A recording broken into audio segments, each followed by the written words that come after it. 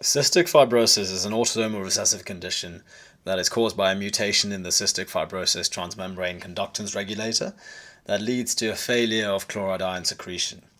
So the chloride ions it's important to get them out of cells and into the extracellular space in places where you normally have secretions, because the chloride ions are negatively charged. They will draw water with them, and hence they make secretions a little bit less viscous and hence easier to sort of move around really, and less likely to stagnate.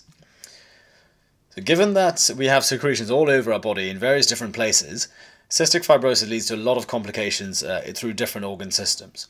So in the respiratory tract, if we are not able to clear our cilia particularly effectively, we will get recurrent infections, we will get bronchiectasis as well. And that tends to be managed either sort of as and when it happens with antibiotics, but also physiotherapy to aid the expulsion and the movement of mucus.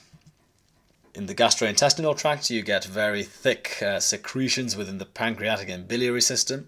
So that leads to pancreatic exocrine insufficiency. It can cause diarrhea and malabsorption, which is managed with vitamin supplementation and nutritional support.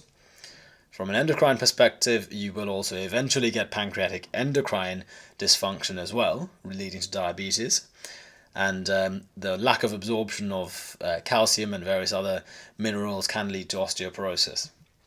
So that is treated in turn with vitamin D and calcium supplementation, and of course diabetes management.